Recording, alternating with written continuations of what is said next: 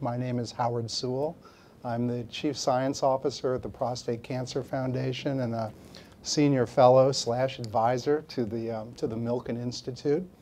This is, I believe, the 5th year now that we've done something around health and wellness.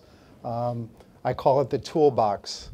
That's, hopefully you're going to learn things today that you can take home with you that might actually make your life just a little bit better. Some things to think about and maybe some action plans. I want to start just by giving one really startling statistic, and this is a conference of millions and millions of statistics, but this one really sticks with me, which is 70% of all illnesses today that are treated by physicians in the United States could be prevented by lifestyle changes. And if you think about these big ticket items, these ticket items in cost, more importantly, morbidity to individuals, morbidity to families, you think about diabetes, you think about heart disease, you think about stroke, you think about many different cancers. And in fact, yesterday, Dr. Jonathan Simons, who's in the audience, the CEO of the Prostate Cancer Foundation, gave a fantastic panel discussion, led a panel discussion on new immunotherapies for oncology, which is absolutely disruptive and transformational in many ways. The first indication for these very expensive and life-saving drugs, life-prolonging drugs, is melanoma. And how is melanoma mainly caused? From the sun. Stay out of the sun, or if you have to go into the sun, wear proper sunscreen. It's a lifestyle thing. Also, lifestyle and fitness is better than any medicine any doctor can write for you. There is no prescription as good for your overall health and wellness than being fit, exercise with a real prescription, and we're going to learn a lot about that today, the value of personal training, and nutrition. And you tie this all together and you have a healthy life with good hormone levels. We're going to learn about hormones today too, so we will get right to it by introducing our panel. To my left is Ms. Sarah Mullen. Sarah actually is a friend. I run into her at the gym at Equinox, and I have no equity position in Equinox. That's my disclosure. But it is a fabulous, not only a fabulous facility, distributed now around the world, mainly in California and New York, but now in London and Toronto as well, and a few other cities sprinkled around the country. Sarah is a trained kinesiologist who went to school in San Francisco, undergrad, to learn kinesiology, and has had experience in personal training now and has risen to be one of the head trainers in the Los Angeles area. So we're going to hear about fitness and the plan that I subscribe to, that Sarah administers. To her left is a physician named Jacob Rafer. Jake is a professor of urology at UCLA. He is a Hopkins-trained urologist, and actually is one of the leaders in the development of medications to treat erectile dysfunction, such as Viagra. Another drug that in many cases, without surgical intervention, erectile dysfunction is a lifestyle problem in many, many men. Obviously, there are many others that have organic problems that can be treated with these medicines, but it's another example of a lifestyle problem. And he's also known as an andrologist, and we're not going to medical school here today, but just suffice it to say, he's a world's expert on testosterone in men and probably many other hormones that affect male health and wellness. To my right is a very interesting scientist named Walter Longo, that's Walter with a V, who is a professor of gerontology at the University of Southern California, and is director of a very evolved gerontology research institute that crosses disciplines in ways that I never thought of for gerontology research, including engineering solutions to certain problems of aging.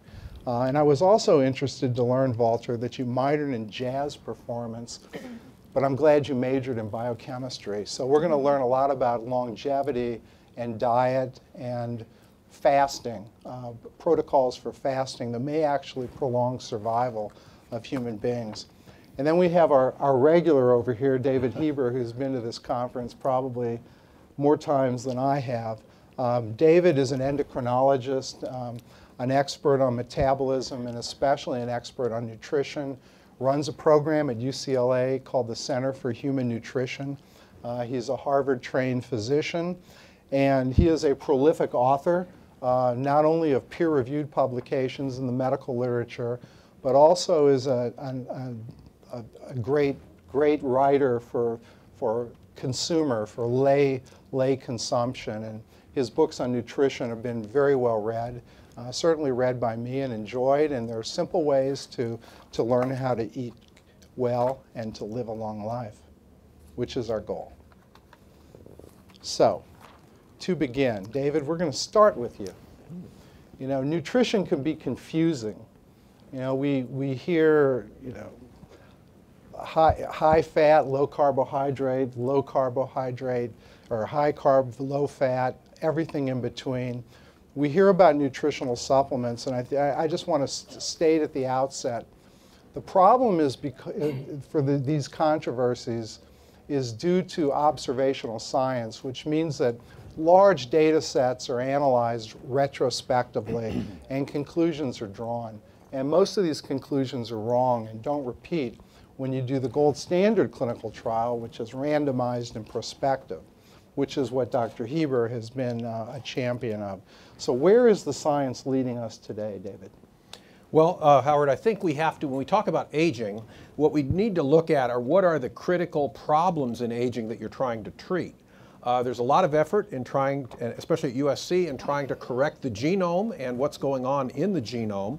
And basically what's happening, if I could see slide number 9, what we basically have here is what's called a telomere. Pieces of your genetic material, their ends are chopped off every time a cell divides. So if you take a normal cell in cell culture, it divides 20 times and then it dies. That's true for all the cells in the body except for the germ cells in the male reproductive organ, and we all know Groucho Marx had a child at age 82, and also the intestinal cells, which replace themselves every 6 hours. So this telomeric thing is going on, but if I could have slide number 10, what you'll see here is the effect of omega-3 supplements in a study showing that the more the omega-3s went up, the less the telomeres shortened. In red cells, we actually use white cells, or I'm sorry, white cells. When we look at white cells in the blood, telomere shortening is a marker of inflammation. And inflammation is the critical problem that's going on. So if I could have slide number 28, what we see here is a guy who's got a spare tire, quite a large one. He enjoys his pizza. And what happens is, as a result, there's a limited fat store in the abdomen. Nature created this so we could still walk around and store some calories and look for more food. But when that expands beyond a certain point, the fat goes into the liver. Fatty liver is number 3 cause of liver transplant in the world today. And what's happening in his fat cells is he's attracting white blood cells in from his bone marrow, which are now setting up inflammation in his body, not just in the abdomen, but all over, including for Alzheimer's disease in the brain, including for the joints, and for, we believe, for many forms of cancer, and especially for prostate cancer. Inflammation is a universal accompaniment. When you take out prostate glands, 98% of the time there's inflammation. So what can we do about that? Well, I think the first thing we have to deal with is muscle versus fat. Slide number 21 basically is slide number 21 basically shows what happens with aging. The muscles get smaller, and the reason that's important, slide number 23 will show you that muscle burns about 30 calories per kilogram, about 15 calories per pound of muscle. Fat only burns about 3. So as you lose your muscle, I like to say sedentary lifestyle is a disease. We always tell people before you start exercising with Sarah, go ask your doctor if it's okay. Well, I think you ought to ask your doctor if it's okay not to exercise because it's critical that you exercise. As I tell folks, exercise is not an option. It is required. You have to find time in your life and time in your business to exercise every single day. As we're sitting here, if you sit at a computer or you sit in your car, the muscles in your hamstrings are shortening. The muscle cells are eating themselves up. And really what we'd like to do is the opposite. And I want to show you how muscles grow. Let me take a look at slide number 31. Slide number 31 talks about muscle synthesis versus breakdown. Now, you can store fat in your body, you can store carbohydrate in your body, but you can't store protein. You must have protein at every meal. And surveys show that most Americans eat a small breakfast with too little protein, a little more at lunch, and a huge amount at dinner. So what you have to do is breakfast is the most important meal of the day. You have to increase your protein at breakfast. I put Mike on shakes years ago, soy shakes and stuff. That's one way to do it. Or you have 6 egg whites when I'm in the Orient. I'll have egg whites, that kind of thing. With a lot of things you can have is protein. But the important thing is to balance your protein throughout the day so you maintain your muscle mass. And when you exercise, which is the next slide, number 32, that'll show you how muscles grow. And I'm sure that Sarah's going to talk about this, but when I exercise, do my push-ups, I kind of go slowly on the way down, which is what's called eccentric exercise. You're actually pulling your muscle fibers apart, causing a mild amount of inflammation, which then attracts in satellite cells. And muscle cells, unlike other cells, have multiple nuclei. They can grow another component called mitochondria that burn energy. So you can make yourself a better fat burner by building your muscle and building the right muscles. So many of us are hunched over computers and cars. You need to work on the muscles in your back, and I'll leave the details to Sarah, but I think the idea is an hour or so a day of exercise, stretching, proper nutrition, protein after you exercise, protein throughout the day so that you can keep those muscles, and that's going to take you a long way toward healthy metabolism and hormones, which you're going to hear about, because the muscles take up glucose independent of insulin, helps with type 2 diabetes, which is a global epidemic right now. It's estimated that 500 million people in China are pre-diabetic. It's the major focus of my work, and for 20 years I've called it diabesity. So that's, I'll kind of leave it there, and Howard, there we are. But what should we eat?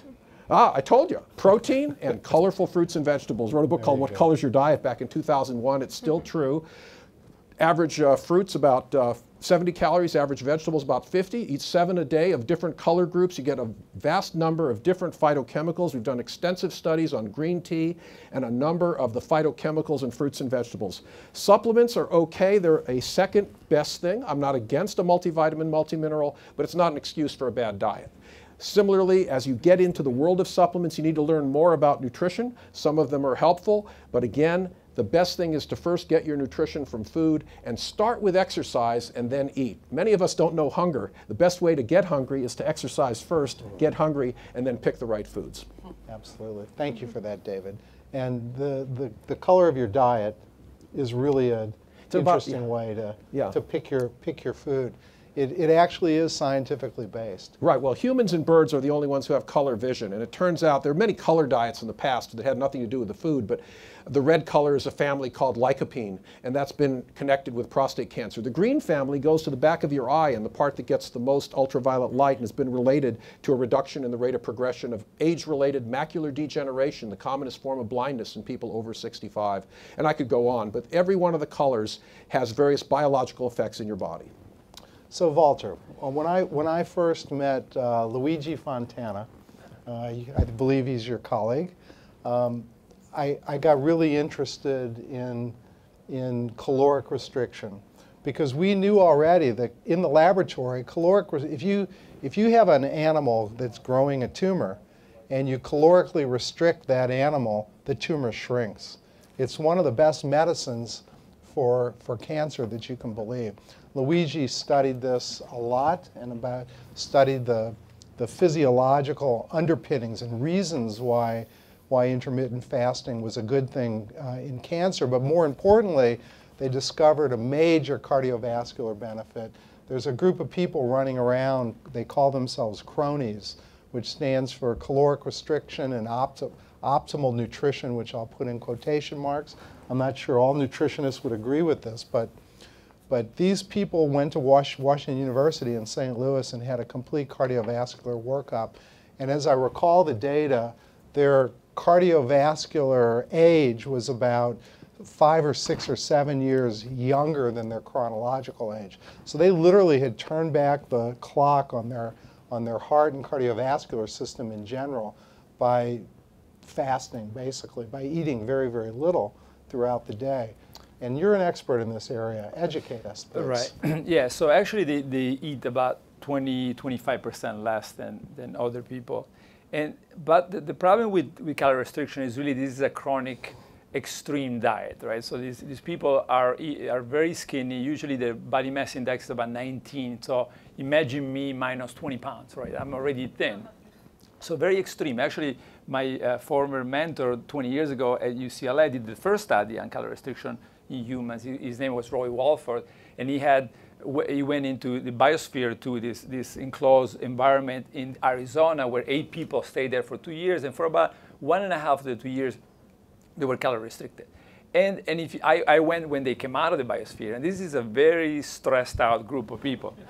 Yeah, so and also if you look at the monkey data from National Institute on Aging and the University of Wisconsin, they did 25 years, almost 30 years for some of the monkeys.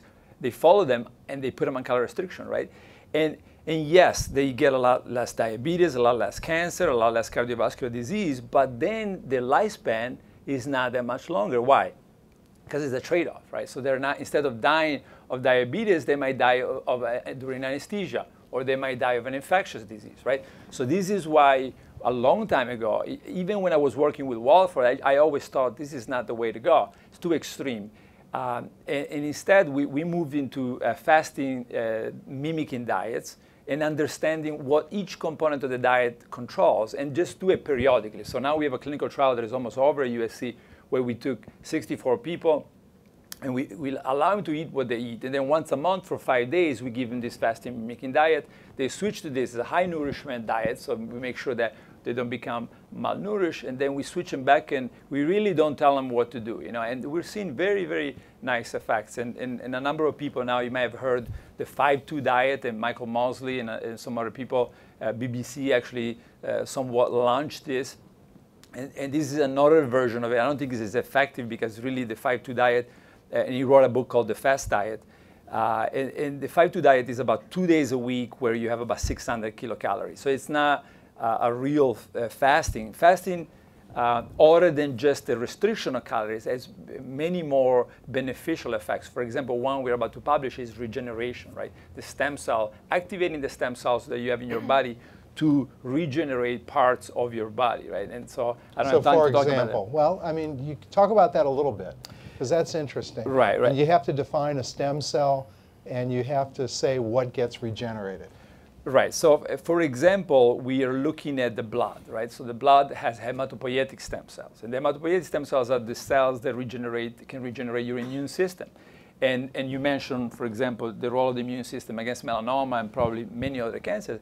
So old people, the ability of the immune system to respond properly goes down, right? So we see that at least in mice, and now we have preliminary evidence in humans, that the fasting, when you push this system to an extreme, then these hematopoietic stem cells turn on, and they get set when you refeed to regenerate part of the immune system, right? So, so we're very excited about this. Actually, this is about to come out in about 3 weeks. So how?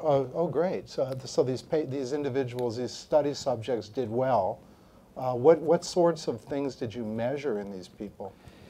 In the people we measured, we are doing functional MRIs. We're doing. You have to explain. Yeah, that. MRIs. We're doing looking at the brain and basically the changes in the brain. In mice, we see very dramatic changes in the brain ability to generate new stem cells, neural stem cells, right? So now we're very interested in collaboration with Mara Mater.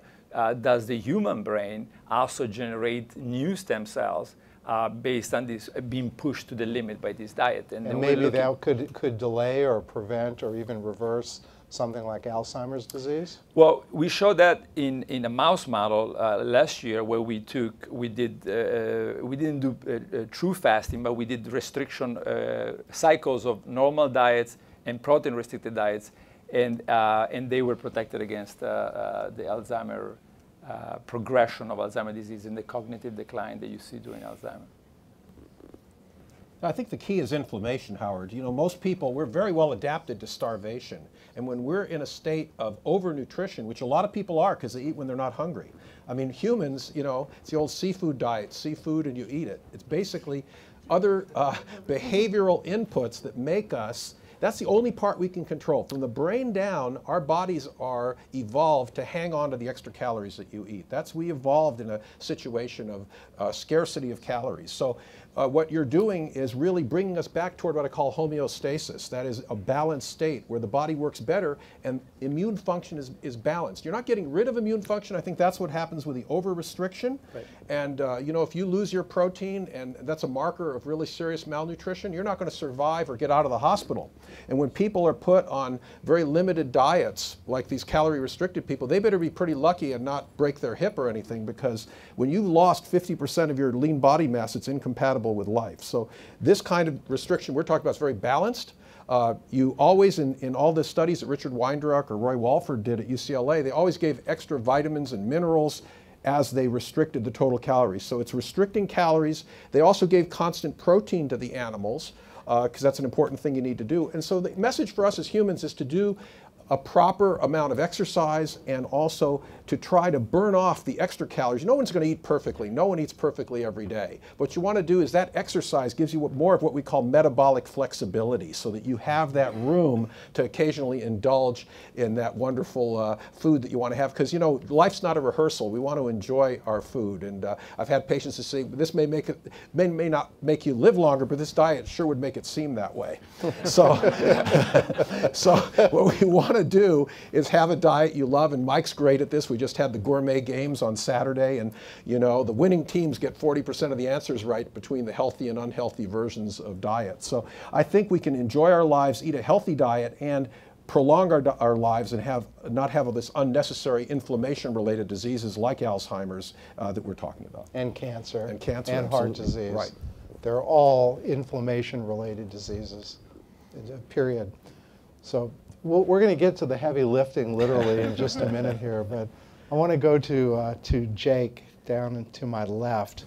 You know, so a 70-year-old man comes into your office, and he's just been remarried to a much younger woman, and he wants his, you know, his testosterone reset.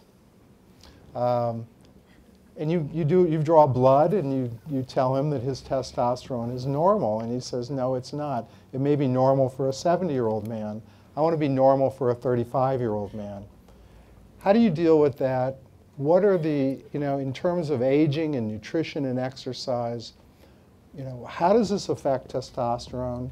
And this proliferation of low-T clinics, proliferation of new testosterone pharmaceuticals. I'd really like to get the opinion of a credentialed clinician on what do you think about it, because we trust you. Well, it's a very common question in my clinic. The problem that we have is that how do we define what a normal level is? As an example, if you draw some blood and send it to the UCLA laboratory, the normal values for testosterone on one day is between 200 and 1,000 if they do a certain assay. The next day they may do a different assay. It may be 250 to 900. So that's a large span of numbers. And so you have to reflect back and say, well, for a particular individual, what is his ideal testosterone? The only way to know that is to know what the level is when he was 18, 19, 20 years of age, and we don't have that information.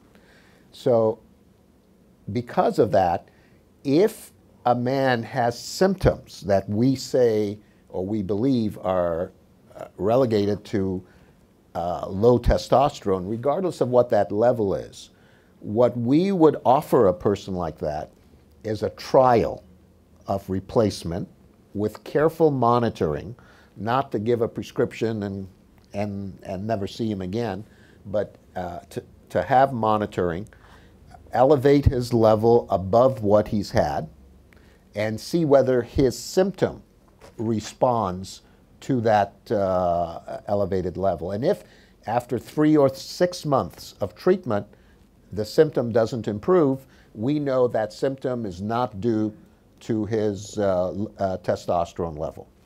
And that's when we stop the medication. So all the studies that have been done, as you say, in middle-aged men who have theoretically complained of symptoms of low testosterone, if they are then replaced, the symptom gets better within that 3 to 6 months, significantly. So that's the time period you're able to convince the patient that it's either gotten better or it will not get better and your problem is due to something else. Mm-hmm. We don't measure testosterone levels when you're 18 or 20, and since we're at the Milken Conference, that's something for our healthcare people to contemplate, so that maybe everybody needs a series of blood tests, a blood test at 18 to measure the important things, their cholesterol, their testosterone, a variety of important numbers, and put it in the database and lock it up so that when they come back 20 years later with a problem, we now have the technology to go back and see what that normal level was at that time, because we're all going to age. It's in the cards. So, that is how we approach middle-aged men who come in with a younger wife or even the same wife and ask for improved potency and performance. Mm-hmm. So. Okay, so we got that. Okay. How about the role of nutrition and exercise? So instead of getting to the point where you want to go see a urologist or an internist because you believe you have low T, because you've been bombarded with this consumer information, some of which is right and some of which is probably not right. What can you tell us about lifestyle changes that might preserve or even enhance these hormone levels in men? Well, there's no question that if you live a heart-healthy life, as David alluded to, that everything else falls into place, because the number one reason we lose our cards along the way is cardiovascular disease. Yes. I'm fortunate, I have been fortunate for many decades to work with an organ that is an outpouching of the cardiovascular system. So I use that organ to reflect what is going on in the rest of the body. So many of the things that we have identified that goes on within the penis, which is how, that's one of the organs the urologist handles, that we can do studies to try to identify why certain things occur and why and how we can improve them. And as I was listening to David and Walter, to David's left, about the inflammation issue, I just want to tell you some interesting things that maybe are a little contradictory. We study animals like everybody does, and one of the things that occurs in the penis, in the that part of the cardiovascular system, is that we see inflammation as we get older. And one of the things that identifies it as inflammation is a compound called nitric oxide. Indeed. It is a specific form of nitric oxide. It's not the one that was discovered that helps with achieving an erection, like the one that Viagra, how we discovered Viagra, at least how that works, is that this is something that the body, it's the nitric oxide that the body uses to fight infection. So it's in cells called the macrophages, the white blood cells that attack bacteria. So what we saw this throughout the tissue, and we said, oh my gosh, inflammation. This is bad. So what we're going to do is we're going to block that inflammation. So we're going to make the tissue better. And so we gave these animals a drug. These are middle-aged animals like us. And we gave them a drug to block this specific form of nitric oxide. And looked at him later. And lo and behold, instead of making the penis look better, it made it look worse. So we said, that's not the way it's supposed to be. So what we're going to do now is we're going to give them a drug that makes the nitric oxide work better. We are going to stimulate it. And once we did that, we made everything better. So our conclusion from that is that while we think that inflammation that we see on a slide is bad, we think outside the box. We're at the Milken Conference, so we're going to think outside the box. Indeed. So what we think is that this inflammation is the body's endogenous response to fight the aging changes or whatever is going on. We specifically think this is a fight against the oxidative stress that goes on with aging. And we believe that when this occurs in the penis, it also occurs everywhere else in the cardiovascular system. And we've shown in the rest of the cardiovascular system that when we upregulate this nitric oxide, we can prevent those changes from occurring and preserve primarily the muscle, the smooth muscle in these organs.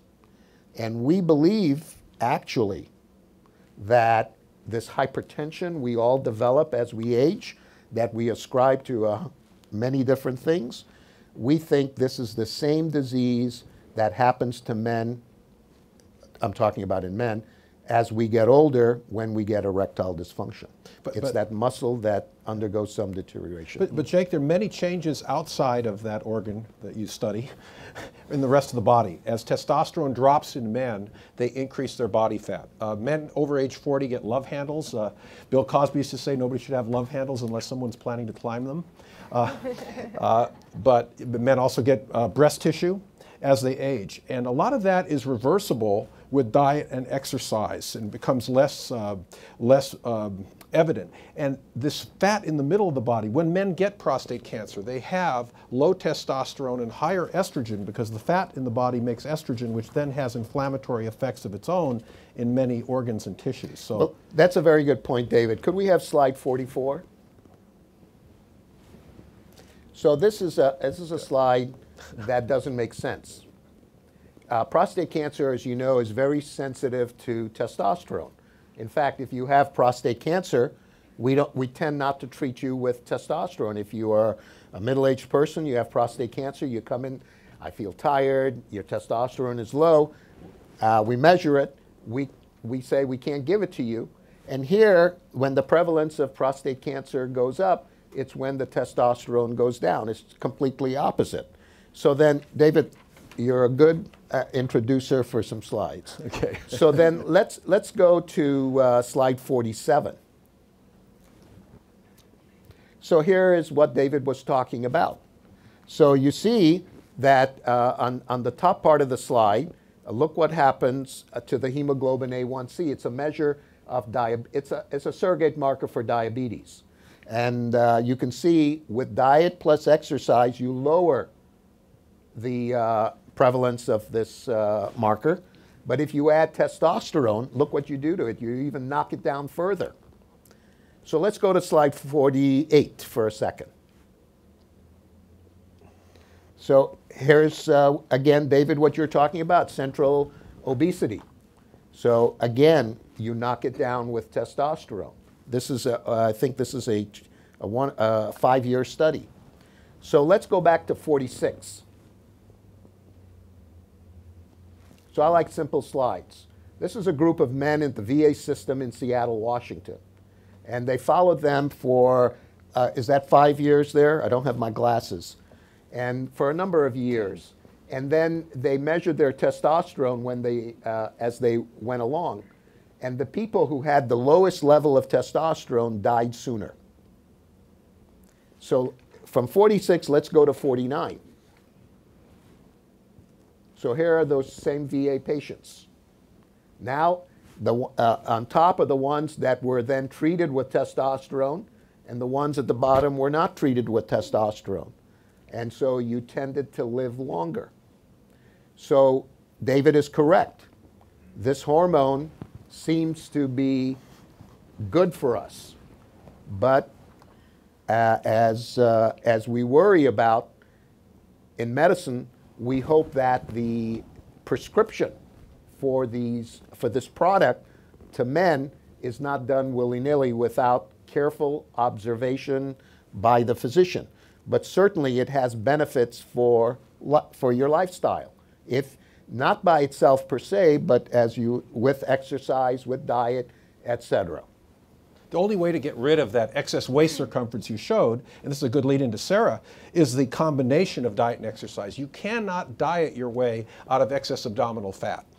As you diet, you lose muscle and fat. The best of diets, you're going to lose a little bit of protein. And the best way to get rid of this is to, I don't have it anymore, is to exercise every single day and build your muscle, eat adequate protein, get that glucose into your muscle, and really change the whole energy configuration of your body. So instead of going this way, the energy is going that way. And I think that's where exercise comes in, and testosterone is an adjunct to that as men drop their testosterone levels variably with age. But there is a large study, though, showing that testosterone actually increases mortality, right? So the largest done so far, right? Well, you know, those large cohort studies, Walter, sometimes, you know, they have a lot of apples and oranges in there. So if a man was to take Roosters testosterone... and Sons, David. What's that? Roosters and Sons. Right, right. So basically, if you have testosterone and you do nothing and you're still eating badly and not exercising, let's not expect it to change mortality. It's the same thing with these vitamin E and vitamin C studies. They think giving one little thing and then doing everything else the way you always did is going to work. There is no magic bullet. So I think the testosterone, the point that Jake made, which is very important, is that testosterone is part of the prescription, but diet and exercise is the rest of it. And really, men's impotence, and I think you made this point, in many men is a marker of increased risk of heart disease. So when a man comes in with that complaint, you evaluate cholesterol, HDL, LDL, et cetera, and blood pressure, and look at those things because it's a marker of heart function. But if diet and exercise are correct, is testosterone required in most cases? I mean, if somebody gets back into the real correct lifestyle, what is the percentage of people that require, with low T, that require testosterone? Well, you know, if I didn't bring the prevalence, but there's people in their 50s and 60s, there are 20–30% of men have low testosterone levels. We don't know what they are in a specific individual unless it's tested. Right, but is anybody putting back on an exercise and proper diet regime and then tested it whether the testosterone supplementation? That was the slide he showed. About the diet plus exercise plus or minus T was that was the slide. Excuse me, that was slide 47. Let's there you go. See. So that's part of the job. That's the hemoglobin A1C, which is a marker of the now, metabolic syndrome. Yeah. Right. Yeah, I'm talking about general health, right? Not just glucose level. This is really looking at glucose. Yeah, but we don't. I mean, the only thing we have health are these observational studies where men live longer the higher. Comparing specific population studies. There's the Rancho Bernardo study that showed that people who are followed over years also, who if your testosterone is lower, you have an increased prevalence of a quicker, not only of dying, but also of bone fractures. So there's a lot of things that suggest, but the study where people have replenished you and then looked and see whether it made a difference, that's what's missing still. And this is a global health problem, by the way. In America, about 50% of people between 45 and 65 have this metabolic syndrome, which is directly linked to abdominal fat. In China and India, it's much, much higher. People in China don't get big and fat like we do, but they get the fat right here in the middle, and they have a very high incidence of prediabetes. So diabetes alone costs the government about $200 billion a year. And I'm looking at Steve Bird because he did these studies of getting people to just change a little bit, and they get massive changes in their metabolic markers of disease and their risk. So in our studies we've done, we're able to change this metabolic risk profile. And I think if we did that, we'd save a lot of healthcare dollars. And that's where I think this 70% you talked about comes in. We start that early enough and teach people proper diet and exercise, we're going to have a major effect on healthcare. So the other, I want to get to Sarah. Obviously, keeping fit is a wonderful thing. It's really important. I personally think our society sets the bar way too low. I think there are some situations, for example, in older men with advanced prostate cancer, walking 3 miles a day a few times a week has been shown to prolong survival, or at least prevent progression of the disease. That's going to be blown up into a large randomized trial now. And that's good for them, but for that particular subset of individuals. But for me as an individual, I don't know about the rest of you folks, but I needed a teacher, number one. I needed a nice gym to go to, number two. And then I needed a financial incentive. In other words, I need to overpay for it so that if I don't go, I feel like I'm flushing money down the drain, which none of us want to do. So I met Equinox, gosh, over 2 years ago. Always been active. But Equinox opened up in my community of Marina Del Rey, just south of here, west and south of here, what, 2 years ago, almost exactly. Yeah. And as I told you last year, those of you that came to this, it really changed my life. And it wasn't just having a beautiful gym with, you know, modern equipment and people that mop up behind you and eucalyptus-soaked cold towels at the end. It's really the personal training program, which I didn't know how to do. And I just want to say one thing about it, because people that think you're getting aerobic exercise by getting on a bicycle or getting on an elliptical machine or even running 10 miles, which are absolutely wonderful things to do, the best aerobic exercise, the best heart and lung and muscle building exercise you can imagine comes from, you know, resistance training with a personal trainer. So Sarah, teach us about your job. All right, I will talk quite a bit about personal training here. And I would say that the extra years added to your life is well worth the money. I agree. I agree. So I'm the fitness manager of Equinox in Marina Del Rey. Beautiful facility, as Howard has said. I also run the personal training program, so I work on a lot of the development of the personal trainers. We've heard a lot today about how fitness and nutrition can, you know, prolong one's life and even increase the quality of life as well. Talking a little bit about what actually goes into a well-rounded fitness program. Howard had mentioned, you know, running 10 miles. Well, that's great. What else do you do? I go to the gym. I hop on a cycling bike. Okay, what else do you do? Does anyone do strength training? We all know that strength training can lead to, you know, a lot of great benefits, like psychological benefits, physiological benefits, preventative, restorative. So we want to make sure that all of our clients, all of our members, every single one of you is on a good strength training routine. So when we look at a well-rounded fitness program, we want to make sure that, you know, we're getting the proper amount of cardiovascular training, getting the proper amount of strength training, proper amount of restorative, which I don't think enough of us take advantage of. We want to make sure that we're going in, getting massages to make sure that we are getting the proper recovery so that we can go into our next training session stronger than we were before. We talk about a lot about the frequency of training, and there's, you know, there are people that have time restrictions. I understand, we all have them, I do myself. Getting a workout in 3 days a week can sometimes be rough. But what we really want to do is, our body does something called supercompensation. And what that is if you're on a 3-day-a-week program, which Howard generally is, if you're training on Monday, you're generally breaking down the body so that it can build back stronger. So when the body supercompensates or makes adaptations to those, the overload demands of the previous training session, it's probably within 48 to 72 hours after that. So a proper regimen would be training every Monday, Wednesday, and Friday. Obviously, not all of us can adhere to a schedule like that, but making sure that you're at least getting those 3 days a week in is going to be proper.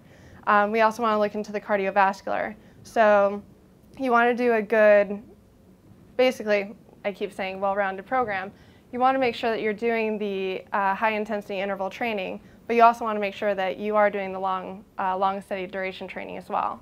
So you want to make sure that you hit on all facets of the fitness front. Pairing that with proper nutrition, a lot of personal trainers have their certifications in nutrition as well, so that we're able to coach our clients into, eating the proper amounts of carbohydrates, proper amounts of proteins, and proper amounts of fats as well. Because we all know in order to lose fat, you have to eat fat as well. Yeah. Going into a little bit about our program as well, Equinox did do a study with UCLA. If we can go ahead and bring up slide number 61. So we looked at the effects of people that went into a training facility, and we looked at people that did go into a personal training program, and then we also looked at people that went into a self-training program. These were people that trained 3 days a week. The people that were fitted with personal trainers, they did also get cardiovascular programs. They also had homework to do on the outside as well. And we can see that there are some pretty amazing changes that one would see with working with a personal trainer. So we looked at the lean body mass, so there was an increase of 1.3 pounds versus the self-train, which was no change at all. We looked at the different markers that we looked at were strength assessments, such as the chest press, the peak leg power, VO2 submax, as well as the leg press strength.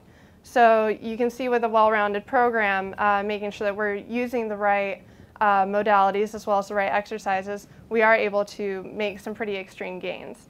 Now, a lot of other things that we look into when we go into strength training programs, we look at posture. We had spoken a little bit earlier about how when we're in the seated posture, our hamstrings are shortened, our QL, our quadratus lumborum, and our low back is shortened. We're also getting tighter hip flexors. Our shoulders are starting to roll forward. These are all things that we want to be able to combat through the strength training program. We want to be able to, have people have better posture, clean up their biomechanics, work on corrective strategies so that we're not predisposing our clients to getting any other injuries outside of the gym. Essentially what we want to do, as all personal trainers want to do, is make our clients more effective and efficient outside of the gym as opposed to inside the gym. So when we do that, we just have a very well-rounded program, making sure that we're using appropriate exercise selections as well as appropriate corrective strategies. Sarah, about 58% of my patients who are overweight come in with complaints of low back pain and knee pain. And some people get neck pain. From a health insurance standpoint, tremendous expenditures on neck surgeries, back surgeries, knee replacements, a lot of which is avoidable. And so one of the problems with aging is aches and pains of the joints due to imbalance of the muscles. And I'm glad you mentioned biomechanics, because that's what I spend a lot of time correcting in my own workout, is muscles you don't tend to use. Because what happens is when muscles atrophy, they do so asymmetrically. So you get tension across the joint. And people don't spend enough time on the triceps, they spend their time on the biceps. When you're doing exercises, let's say a push-up, as you're going down in the push-up, you want to go a little slower and get that stretch in here in the triceps to really cause those fibers to come apart so you get that satellite cell to come in and build your muscle. This all requires knowledge of biomechanics, and for people who can't afford trainers or in corporate situations, employing a trainer part-time is great. Doing the wrong exercise, for any of you who play golf, is like hitting the ball the wrong way over and over again. You can practice hitting it wrong, okay? But if you do it right, that's important. A lot of people just go to the gym and they're watching TV or they're listening to their iPod and they're just doing one thing, but they're not doing anything effective. So don't work harder, work smarter, and finding somebody like Sarah who knows what she's doing can help you, and that's why Howard is the fine physical specimen we see before us. Well, I'm a work in progress, like all of us, but certainly I can tell you this. I guess I've had 10 sessions now with this new trainer who we call the Beast. This guy he's really, He's very intense and very knowledgeable about what he's doing. So in 10 one-hour sessions, I have not done the same exercise twice. If you can imagine, every direction of movement, every type of swing and lift and push and pull and squats and presses, and it just mixes it up completely. It's just been fantastic for me. And I mean, it's also in your personal life as a way of setting a goal and achieving something. I feel really good when I get out of Equinox. It's also a great stress. It's a great stress reducer. You know, stress is one of the big problems in atypical depression. It's a great stress reducer. It has lots of benefits on the diet, reactive benefits. I often tell my patients the best exercise is walking away from the refrigerator. So I get to tell one story, David. I'm going to take the moderator's prerogative here. So we are very close to an organization called Movember. Right. Movember is an organization that annually grows mustaches on men, and it's really silly, and they raise a lot of money for great causes, including prostate cancer research, and we're very close with this group. About, I don't know, maybe 3 years ago, 3.5 years ago, I traveled around the world with the Movember leadership and looking at different research programs globally with them. And there was one guy in the UK who ran their UK fundraising program. He's about 6'4", weighed about 325 pounds. I mean, he was really big. And he ate and he drank and he partied and he didn't sleep and he didn't exercise. But he's just the most his name is JT, just a wonderful man, wonderful young guy. And I said, JT, you know, we really love you and need you in the game. You're gonna kill yourself if you continue behaving this way. And his wife, who's lean and mean, you know, says, I've given up with him. And I said, well, JT, what I did, if I can do it, you can do it. And I have a pretty stressful and busy life, travel a tremendous amount. I said, take an hour a day and turn your cell phone off, throw it in the glove box, whatever, and go to a gym and do something. Give yourself an hour. And so I saw him in New York in December, and he had lost about 125 pounds. I didn't even recognize him at first, and he said, well, it's the Howard Hour. So he created for himself and his staff what they call now all over Europe in the Movember organizations, the Howard Hour. You take an hour back a day. I'm sorry, I don't care if you're the President of the United States, you can take an hour a day for your personal well-being. Howard, on that note, I have cousins who send me notes saying that they have this new 40-second times 12 exercises, one right after the other, of doing a variety of different muscle exercises, etc., intense every 40 seconds. Yes. And that does the same as an hour, a Howard Hour. There you go. May I ask, does anybody know about that? Does it's it called work? the Batman routine. Well, yeah. And Sarah, maybe you could speak to that. Are we talking a little bit more about Talking about Tabata? intense and interval training, just maybe a minute each, you know, times 10 different exercises, done 10 times. Yeah, so generally what that'll do is obviously we're looking at heart rate variability, and you're doing an exercise for, you know, it can be different intervals as far as a minute off, 30 seconds on, looking at 40 seconds on, 20 seconds off. Essentially what that's doing is at the end of the workout, you're going to be increasing your EPOC, which is the exercise post-oxygen consumption. So essentially, you're going to be burning more calories at the end of the workout as you would if you had not done that cardiovascular training. Yeah, great amounts of calorie burning, a lot of It is a good thing. Yeah, it's a part of my program, actually. Yeah, I would pitch for general environmental change. So I wear special clothes when I exercise. I listen to top 20 music because there's a study that shows that rapid paces make you less tired. You have a certain place where you exercise. I happen to have some equipment at home. I go to a gym as well for proper instruction once a week. But you can work this. It's very personal. It's different for each person. But find a way to get yourself addicted to exercise the way you got addicted to high-fat foods or high-sweet foods.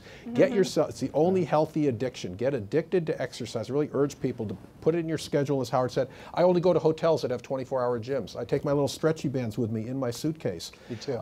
And so that's what you have to start doing. Those little things make a huge difference. So start doing some things regularly. It'll make a big difference in your life. So we have about 4 or 5 minutes left, I believe, for questions.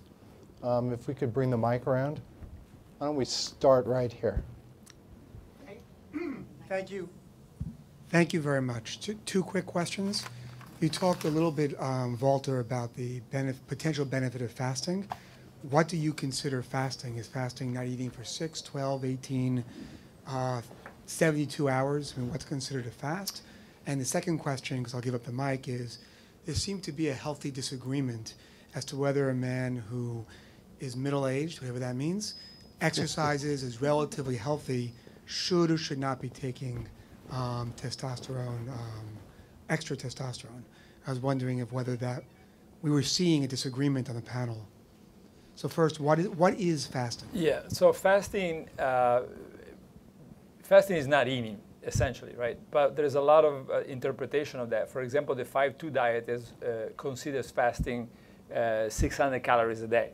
We don't think it's enough because we think, and we have a lot of evidence for this, that you need to push the body into being in a ketogenesis mode, right? And this happens after about 2 days. So after 2 days, your body stops using the food you intake and starts using what David talked about, which is a lot of abdominal fat.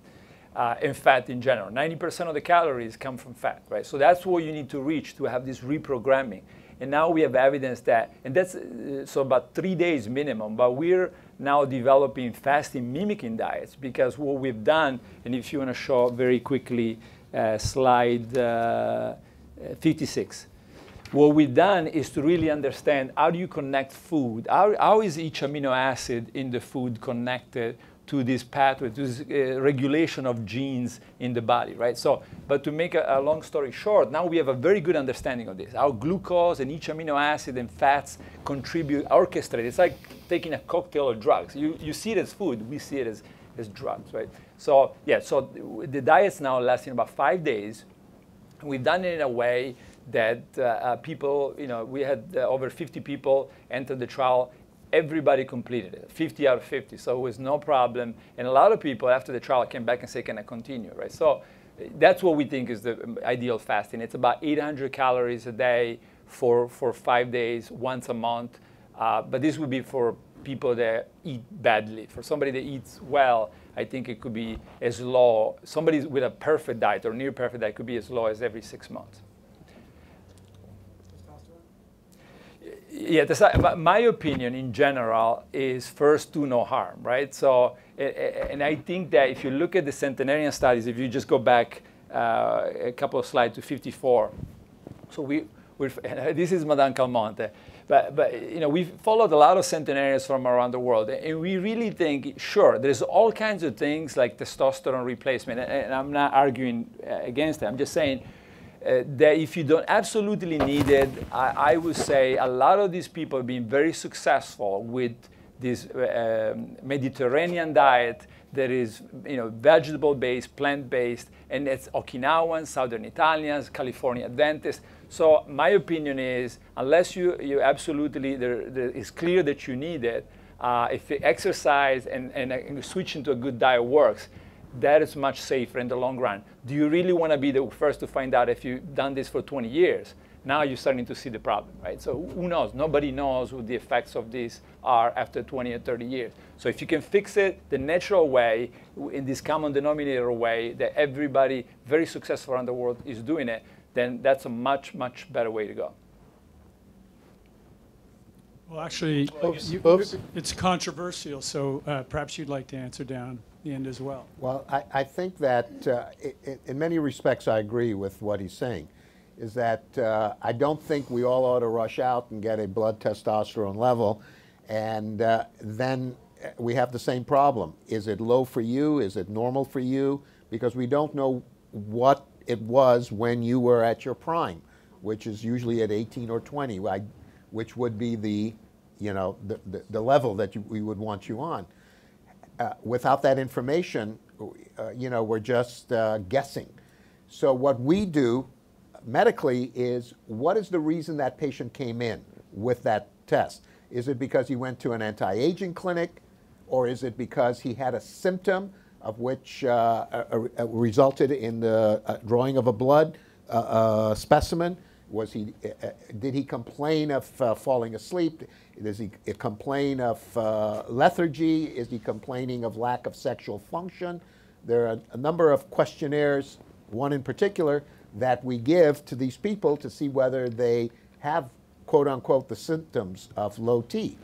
But I agree. For a second, can I interject for a second? But I think the concept that you showed in the slides was the fact that diet plus exercise plus T gel actually had lowered the diabetes incidence, presumably of diabetes and metabolic disease. So what I think this gentleman was looking for was, given that you've seen that effect, would you start putting people on it because you don't know the gold standard? So how many people would be on it? If you looked at the slide, it was for people who had less than a certain level of testosterone. So that's what it didn't mean if you had a normal level of testosterone that they should get testosterone. It's only for men what you consider a measurable low level. So on that note, I'm sorry, Greg, we have to end the session. They want us out of the room. But the panelists can stay outside and chat with you a bit if you'd like. But thank you all very much for coming.